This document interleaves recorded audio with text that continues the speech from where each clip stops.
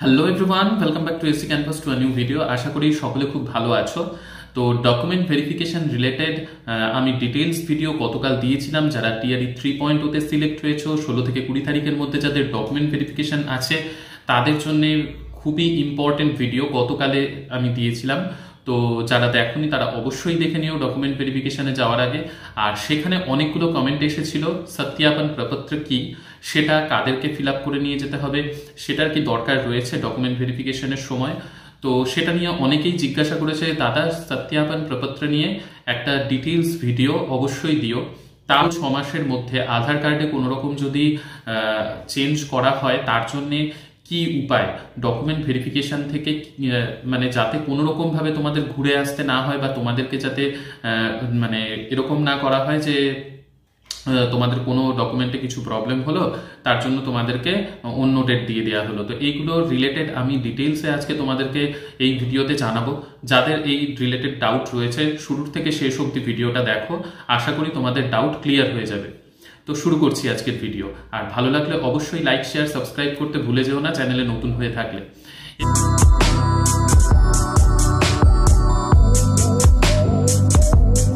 এবার ব্যাপার হচ্ছে, দেখো প্রথমে সত্যাপন প্রপত্র যেটা, সেটা নিয়ে অনেকের যে ডাউট সেটা আগে ক্লিয়ার করি। সেটা আমি গত এক ভিডিওতে আমি তোমাদের জানিয়েছিলাম যে শিক্ষা বিভাগের এই বিপিএসসির থ্রুতে টিচার রিক্রুট করা হয়। আবার তোমরা যখন বিপিএসসির ফর্ম ফিল আপ করেছিলে সেই সময় 6 to 8 পর্যন্ত তোমাদেরকে করতে হয়নি, কিন্তু 9, 10, 11, 12 আর 1 to 5 এর জন্য যারা অ্যাপ্লাই করেছিলে তারা বিপিএসসির ফর্ম ফিল আপের সময় লক্ষ্য করেছিলে সেইখানে এসসি এসটি ওয়েলফেয়ার ডিপার্টমেন্ট মানে অনুসূচিত জাতি জনজাতি কল্যাণ বিভাগের একটা ছিল, আর একটা শিক্ষা বিভাগের ছিল এডুকেশন ডিপার্টমেন্টের। দুটো কলাম করা ছিল, সেই কলামের মধ্যে টিক করতে হচ্ছিল যে তোমরা কোন ডিপার্টমেন্টটা চুজ করতে চাইছো। তো এই দুটো ডিপার্টমেন্টের কিন্তু টিচার রিক্রুটমেন্ট বিপিএসসির থ্রুতে হয়, ঠিক আছে।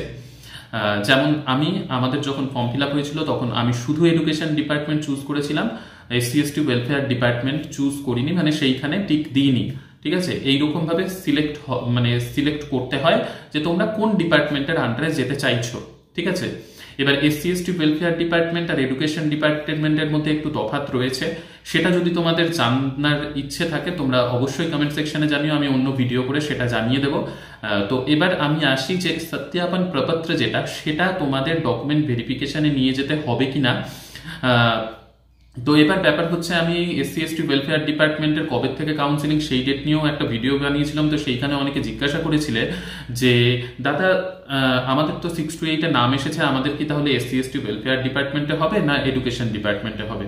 তো দেখো, তোমাদের এডুকেশন ডিপার্টমেন্টে হয়েছে, তার কারণ হচ্ছে তোমাদের যে পিডিএফটা তোমরা মেরিট লিস্টের পিডিএফ পেয়েছো সেখানে দেখবে পরিষ্কার ওপরে মেনশন করা রয়েছে শিক্ষা বিভাগ, ঠিক আছে। মানে এডুকেশন ডিপার্টমেন্টের তরফ থেকে তোমাদের মেরিট লিস্টটা বের করা হয়েছে, মানে বিপিএসসির তরফ থেকেই বের করা হয়েছে, কিন্তু তোমরা এডুকেশন ডিপার্টমেন্টের আন্ডারে সিলেক্ট হয়েছো। তো আর তার থেকেও বড় কথা, 6 to 8 এর এসসি এসটি ওয়েলফেয়ার ডিপার্টমেন্টের টিচার রিক্রুট হয় না, সেখানে 6 to 10 লেভেল পর্যন্ত হয়। মানে যারা টিজিটিতে অ্যাপ্লাই করে তাদের ওই সেকশনটা আসে বিপিএসসির ফর্ম ফিল আপের সময়। তো তোমরা যারা 6 to 8 এ সিলেক্ট হয়েছ তারা কেউই এসসি এসটি ওয়েলফেয়ার ডিপার্টমেন্টের জন্য নও, তোমরা সকলেই এডুকেশন ডিপার্টমেন্টের জন্য, ঠিক আছে, রিক্রুট হবে। তো এবার ব্যাপার হচ্ছে, এই সত্যাপন প্রপত্র যেই জিনিসটা সেটা অ্যাকচুয়ালি একটা ফর্ম। সেই ফর্মের মধ্যে তোমার ডিটেলস সবকিছু লিখতে হয়। যখন তুমি ডকুমেন্ট ভেরিফিকেশনে যাবে সেই মুহূর্তে সেইখানে তোমার ফটো দিতে হবে, তোমার অ্যাড্রেস দিতে হবে, তোমার এডুকেশনাল কোয়ালিফিকেশন দিতে হবে, তারপরে তোমার নামে কোনো পুলিশ কেস কোনোদিন ছিল কি ছিল না। মানে অ্যাকচুয়াল ব্যাপার হচ্ছে সেই সত্যাপন প্রপত্রটার মানে হচ্ছে তোমার ডিটেলস তুমি সত্যিকারের সবকিছু লিখেছো। সেইখানে কোনো কিছু যদি ভুল প্রমাণিত হয় তাহলে সেই মুহূর্তেই তোমাকে বরখাস্ত করা হবে। এটা হচ্ছে সত্যাপন প্রপত্রের মিনিং, ঠিক আছে। তো এই সত্যাপন প্রপত্রটা তোমাদের এডুকেশন ডিপার্টমেন্টের জন্য যারা তোমরা রিক্রুট হচ্ছ 6 to 8 এর জন্য, বা 1 to 5 এ কিন্তু আবার এসসি এসটি ওয়েলফেয়ার ডিপার্টমেন্টেও অনেকে যাবে বা অনেকের নাম এসেছে। তো তারা SC/ST ওয়েলফেয়ার ডিপার্টমেন্টে যাবে। আর বাকি সকলেই এডুকেশন ডিপার্টমেন্টে। যেই লিস্ট এসেছে তোমাদের মেরিট লিস্ট, তার উপরে দেখলেই তোমরা বুঝতে পারবে যে তোমরা শিক্ষা বিভাগের না SC/ST ওয়েলফেয়ার ডিপার্টমেন্টের। কিন্তু 6 to 8 এর সকলেই শিক্ষা বিভাগের, মানে এডুকেশন ডিপার্টমেন্টের। তো এডুকেশন ডিপার্টমেন্টের যারা, ভালো করে শুনবে, এডুকেশন ডিপার্টমেন্টের জন্য যারা সিলেক্ট হয়েছে তোমরা সকলেই, শুধু 1 to 5 এর অনেকে SC/ST ওয়েলফেয়ার ডিপার্টমেন্টেও হয়তো সিলেক্ট হয়েছে যারা ভিডিওটা দেখছো। তো এডুকেশন ডিপার্টমেন্টে যারা সিলেক্ট হয়েছে তাদের এই সত্যাপন প্রপত্র ফিল আপ করার দরকার নেই। শুধুমাত্র SC/ST ওয়েলফেয়ার ডিপার্টমেন্টে যারা সিলেক্ট হয়েছে তারাই এই সত্যাপন প্রপত্র যেটা, সেটা ডকুমেন্ট ভেরিফিকেশনের সময় ফিল আপ করে জমা দেবে। ঠিক আছে, এটাই এতদিন পর্যন্ত টিআরই 2 পর্যন্ত হয়ে এসেছে।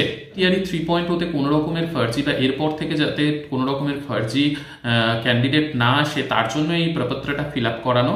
তো আপাতত এডুকেশন ডিপার্টমেন্টের কাউকে এটা ফিল আপ করতে হবে না। তো এই ছিল সত্যাপন প্রপত্রের মিনিং, আর কাদেরকে ফিল আপ করতে হবে আর কাদেরকে ফিল আপ করতে হবে না। তাহলে এডুকেশন ডিপার্টমেন্টের জন্য যারা রিক্রুট হচ্ছে তাদেরকে সত্যাপন প্রপত্র ফিল আপ করতে হবে না। যারা SC/ST ওয়েলফেয়ার ডিপার্টমেন্টের জন্য যাবে তাদেরকে সত্যাপন প্রপত্র ফিল আপ করতে হবে। তো 6 to 8 এর যারা তোমরা রয়েছে তোমরা সকলেই এডুকেশন ডিপার্টমেন্টে যাবে, তোমরা কেউই SC/ST ওয়েলফেয়ার ডিপার্টমেন্টে যাবে না। কারণ 6 to 8 এ টিচারের জন্য SC/ST ওয়েলফেয়ার ডিপার্টমেন্ট হয় না। সেখানে 1 to 5, তারপরে পুরোপুরি 6 to 10 বলে একটা লেভেল থাকে, তারপরে 11-12 বলে লেভেল থাকে। ঠিক আছে, তো এটা বোঝাতে পারলাম আশা করি। যদি তাও ডাউট থেকে থাকে অবশ্যই কমেন্ট সেকশনে জানিও। এবার SBI এর অ্যাকাউন্টটি কি লাগবে? অন্য অ্যাকাউন্ট থাকলে কি কোনো সমস্যা হবে? একেবারেই কোনো সমস্যা হবে না, কিন্তু স্যালারি অ্যাকাউন্ট হিসেবে আমাদেরকেও প্রথমে বলা হয়েছিল যে SBI এর অ্যাকাউন্ট থাকলে সেখানে স্যালারি ক্রেডিট হতে খুব সুবিধা হয়, মানে তাড়াতাড়ি স্যালারিটা ক্রেডিট হয়। অন্য ব্রাঞ্চে বা অন্য ব্যাংকে একটু সময় লাগতে পারে বা কোনো প্রবলেম হলেও হতে পারে। তো এটা আমাদেরকে বলা হয়েছিল টিআরই 2 তে আমরা যখন গিয়েছিলাম ডকুমেন্ট ভেরিফিকেশনের আগে। তো তার জন্য আমরা হচ্ছে SBI এর অ্যাকাউন্টই করেছি। ইভেন মানে 99%ই ধরতে পারো টিচারদের SBI এর অ্যাকাউন্টই রয়েছে। তো SBI এর অ্যাকাউন্টটা যদি তোমরা করে নাও সেটা ভালোই হবে। ঠিক আছে, মানে সেটা সকলে করতে বলে তার জন্যই। যদি অন্য অ্যাকাউন্ট অন্য ব্যাংকের থাকে তাতে সমস্যার কিছু নেই, তবে সকলে SBI এর অ্যাকাউন্ট করে, এটাই হচ্ছে বলার মূল কথা। ঠিক আছে, সবাই করে তাই এমন নয় যে অন্য ব্যাংকের বা অন্য মানে কোনো ব্যাংকের SBI বাদ দিয়ে যদি করে থাকো, তোমার অ্যাকাউন্ট থাকে, তাহলে তোমার স্যালারি ক্রেডিট হবে না। তবে কিন্তু কোনো সময় প্রবলেম হতে পারে বা ডিলে হতে পারে, এগুলো হতে পারে। ঠিক আছে, তো এই হচ্ছে যে কোন ব্যাংকের অ্যাকাউন্ট থাকতে হবে।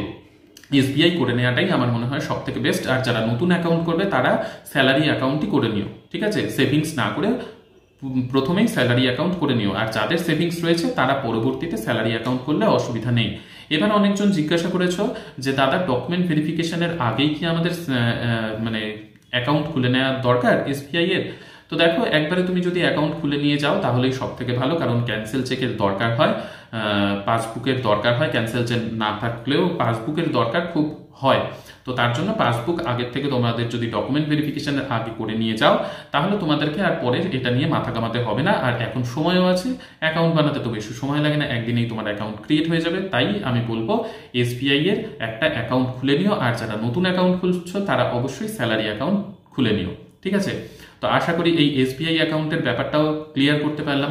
এবার আধার কার্ডে 6 মাসের মধ্যে কোনো রকম যদি নামের স্পেলিং এর, বাবার নামের স্পেলিং এর, অ্যাড্রেসের কোনো রকম যদি চেঞ্জ করে থাকো তাহলে সমস্যার কিছু নেই, তোমাকে ডিভির থেকে বের করে দেওয়া হবে না।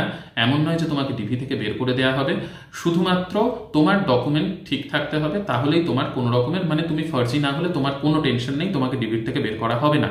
ঠিক আছে, এবার যদি 6 মাসের মধ্যে কোনো রকমের কিছু চেঞ্জ করে থাকো আধার কার্ডের মধ্যে, তাহলে আমি বলবো যে একটা অ্যাফিডেভিট বানিয়ে নিয়ে যেও তোমার সুরক্ষার জন্য। যদি বাই চান্স প্রশ্ন ওঠে তাহলে যাতে তুমি দেখিয়ে দিতে পারো, তোমার যাতে ডিলে না হয়, তোমাকে যাতে না বলা হয় আবার তুমি 7 দিন বাদে এসো।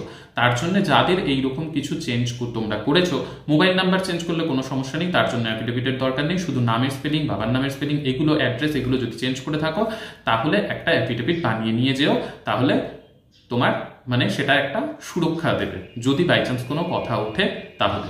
ঠিক আছে, আর মোবাইল নাম্বার তো চালু থাকতে হবে, যেই মোবাইলে তোমার OTP আসবে আধার কার্ডের ভেরিফিকেশনের সময়, এটাই।